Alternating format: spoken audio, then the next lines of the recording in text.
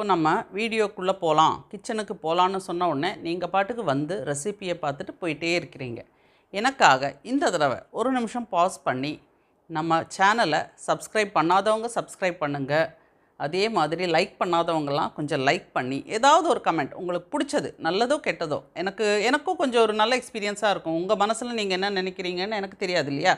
So video கீழே எனக்கு ஒரு கமெண்ட்டும் போடுங்க. ஓகேவா? வணக்கம் and welcome to nits cookery channel Onam special episode. இந்த தடவை ஓணத்துக்கு ரொம்ப ஸ்பெஷலான ரொம்ப வித்தியாசமான ஒரு பாயசம் தான் பண்ண போகிறோம்.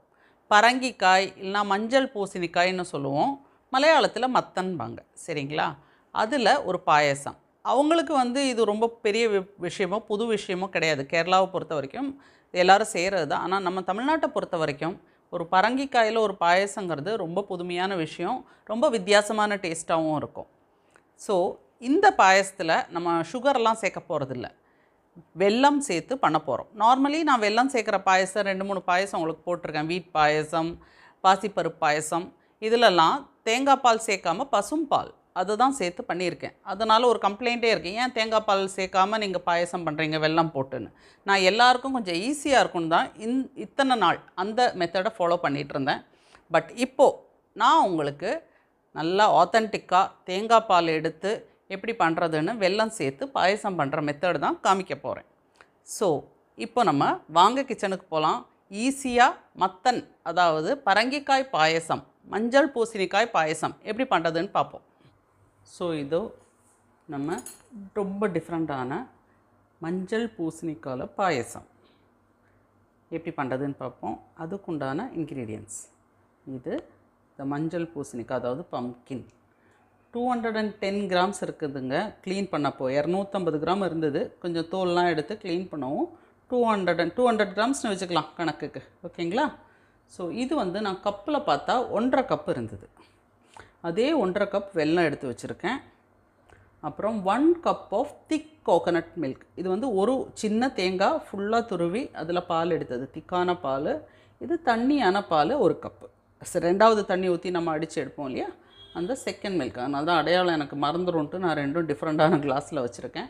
அப்புறம் ஒரு 1/4 கப்பு சாபுதானா, இல்லைனா என்ன ஜவ்வரிசின்னு சொல்லுவோம், மாவு ஜவ்வரிசி தான் நான் எடுத்திருக்கேன். இது டோட்டலி ஆப்ஷனல். இது நானே கூட சில நேரம் போடுவேன், எனக்கு மூடு இருந்தால் போடுவேன், இல்லைனா போட மாட்டேன், அந்த மாதிரி. அப்புறம் மேலே தேங்காய் கொத்து ஃப்ரை பண்ணது, தேங்காய் பல்லுப்பெல்லாம் கட் பண்ணி நெய்யில் ஃப்ரை பண்ணி வச்சுருக்கேன். அப்புறம் கேஷ்யூ அண்ட் கிரேப்ஸ்னு பாதாம், எந்த ட்ரை ஃப்ரூட்ஸ் உங்களுக்கு விருப்பமோ அதெல்லாம் நீங்கள் நெய்யில் வறுத்து அதில் போட்டுக்கலாம். அப்புறம் ஏலக்காய் ஒரு 4-5. ஸோ இதுதான் இன்க்ரீடியன்ட்ஸ். இப்போ நம்ம ஈஸியான இந்த மஞ்சள் பூசணிக்காய், அதாவது பம்கின் பாயசம் எப்படி பண்ணுறதுன்னு பார்ப்போம். இந்த பாயசத்தோட ஸ்பெஷாலிட்டியே டக்குன்னு ஆகிடும். இப்போ நம்ம மஞ்சள் பூசணிக்காய் ஒரு பக்கம் வெந்துட்டுருக்கு. நம்ம இன்னொரு பக்கம் என்ன பண்ணலாம், நம்ம ஜவ்வரிசி இருக்கு இல்லையா, ஊற வச்சு லைட்டாக ஒரு 10 நிமிஷம் ஊற வச்சேன். இதை ஓப்பன் குக் பண்ணிடுவேன். அதே பக்கம் இன்னொரு அடுப்பில் வெல்லத்தை கரைச்சி நம்ம வடிகட்டிடலாம். சின்ன தூசி ஏதாவது இருந்தால் அதையெல்லாம் நம்ம ஃபில்டர் பண்ணி எடுத்துடலாம். ஸோ இதுவும் நம்ம வெல்லம் ஜாகிரி மெல்ட் ஆகி நல்லா ஃபில்டர் பண்ணி எடுத்துகிட்டு வந்துட்டேன். நம்ம மஞ்சள் பூசணிக்காய், அதாவது பம்கினும் வெந்துருச்சு. ஃபஸ்ட்டு விசில், ஒரே ஒரு விசிலில், ப்ளஸ் ஜவ்வரிசி இன்னொரு 5 நிமிஷத்தில் ஆகிடும். அவ்வளோதான். இது பாருங்கள் நல்லா வெந்துருச்சு. அதை மெதுவாக இப்படி மசிச்சிருங்க.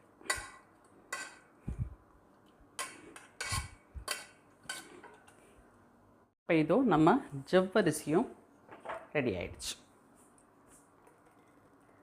அதையும் ஃபில்ட்ரு பண்ணி எடுத்துடலாம். இங்கே பாருங்கள், நான் சொன்னேன்ல, எல்லா அடுப்புலேயும் போட்டு டக்குன்னு ஒரு பாயசம் ரெடி ஆகிடும். இப்போது ப்ரொசீஜர் இதோ ஸ்டார்ட் பண்ணிட்டோம். முதல்ல ஒரே ஒரு டேபிள் ஸ்பூன் நெய் சூடாகட்டும்.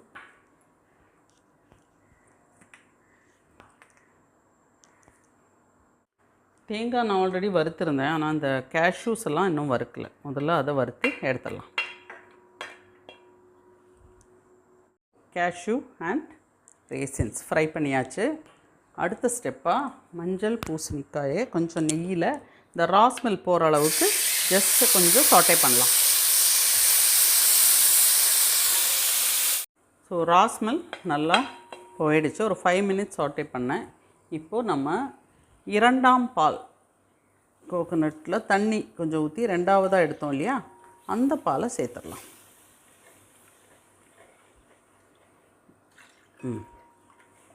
கொஞ்சம் கொதிக்கட்டும்.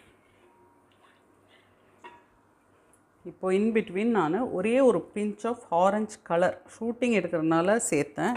பட் நீங்கள்லாம் வந்து வீட்டில் யூஸ் பண்ணுறதுக்கு சேர்க்கணுன்னு அவசியம் இல்லை. இதில் ஒரு கலர் அழகாக இருக்கணுங்கிறதுக்காக நான் சேர்த்துருக்கேன். ஸோ இதில் ஒரு 3/4 ஆஃப் வெல்லம் நான் இப்போ சேர்க்குறேன். அப்புறம் நம்ம டேஸ்ட் பண்ணிட்டேன். ஏன்னா ஒவ்வொரு மஞ்சள் பூசணிக்காவும் ஒவ்வொரு மாதிரி இருக்கும். சிலது ரொம்ப ஸ்வீட்டாக இருக்கும். சும்மா நம்ம ராவாக வாயில் போட்டால் தெரியாது அது ஸ்வீட்டாக இருக்கா என்னங்கிறது.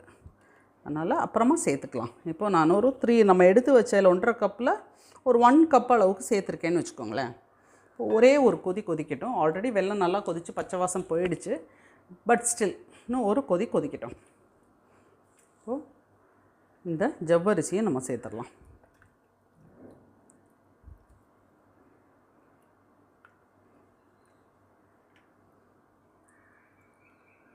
இப்போது நம்ம இந்த ஃபில்ட்ரு பண்ணி வச்சது கெட்டியாக இருக்கிற மாதிரி இருக்கும். பட் இதில் போனால் நல்லா முத்தாக அழகாக இருக்கும்.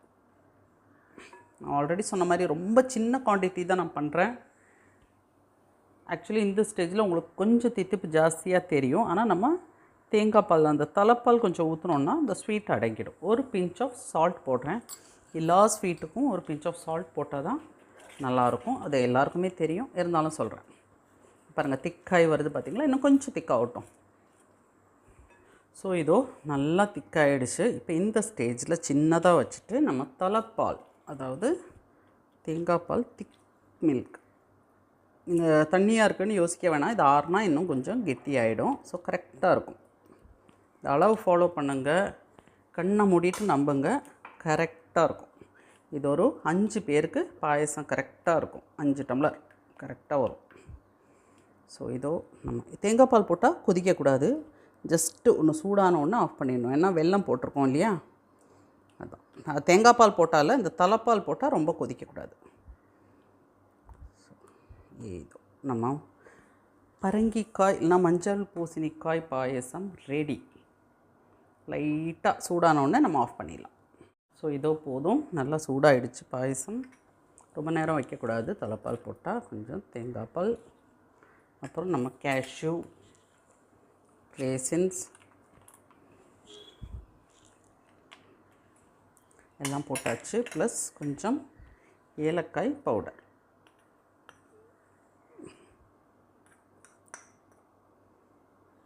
கொஞ்சம் ரொம்ப வித்தியாசமாக இருக்கும். அதாவது நம்ம கோதுமை, சேமியா, பால் பாயசம் இந்த மாதிரிலாம் பண்ணிகிட்ருக்கோம். கொஞ்சம் வித்தியாசமான டேஸ்ட் நல்லா தான் இருக்கும். ரொம்ப நல்லாவே இருக்கும். பிலீவ் மீ, கண்டிப்பாக ட்ரை பண்ணி பாருங்கள். ஹெல்த் பெனிஃபிட்ஸ் ஆஃப் பம்கின்ஸ் எல்லாம் நீங்கள் கூகுள் பண்ணி பாருங்கள், அப்போ தெரியும். ஸோ இதோ நம்ம சூப்பரான பாயசம் பர்ஃபெக்டாக ரெடி ஆகிடுச்சு. நான் ஆஃப் பண்ணிட்டேன். இது பாருங்கள் எவ்வளோ திக்காக இருக்குன்னு. கரெக்ட் கன்சிஸ்டன்சி வந்துடும். இன்னும் நம்ம கொஞ்சம் ஆறுனா பர்ஃபெக்ட் கன்சிஸ்டன்சி வந்துடும். ஸோ இதோ ரொம்ப ரொம்ப சூப்பரான பம்கின் பாயசம், மஞ்சள் பூசணிக்காய் பாயசம். பாருங்கள் எவ்வளோ சூப்பராக இருக்குன்னு. ஸோ இந்த ஓணத்துக்கு எல்லோரும் டிஃப்ரெண்ட்டாக இதை கொஞ்சம் ட்ரை பண்ணி பாருங்கள். கண்டிப்பாக எனக்கு ஃபீட்பேக்ஸ் கொடுங்க. இப்போ உங்களுக்காக நான் டேஸ்ட் பண்ணி பார்க்குறேன். பாருங்கள் எவ்வளோ க்ரீமியாக திக்காக இருக்குது பாருங்கள். பாருங்கள்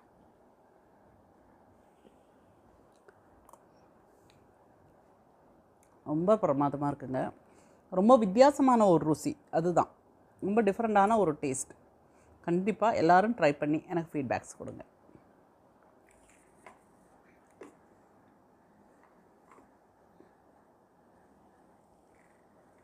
ரொம்ப ரொம்ப வித்தியாசமான ரொம்ப ரொம்ப சுவையான பரங்கிக்காய் இல்லைனா மஞ்சள் பூசணிக்காய் பாயசம் எப்படி ஈஸியாக பண்ணுறதுன்னு பார்த்தோம். இந்த வீடியோ உங்களுக்கு பிடிச்சிருந்தா லைக் பண்ணுங்கள், ஷேர் பண்ணுங்கள், மறக்காமல் நிட்ஸ் குக்கரி சேனலுக்கு சப்ஸ்கிரைப் பண்ணுங்கள். உங்கள் ஃபீட்பேக்ஸ் கண்டிப்பாக எனக்கு கமெண்ட்ஸில் கொடுங்க. அடுத்த வீடியோவில் சந்திப்போம். நன்றி, வணக்கம். உங்கள் அனைவருக்கும் என் ஓணம் நல்வாழ்த்துக்கள், ஓணம் ஆசம்சைகள்.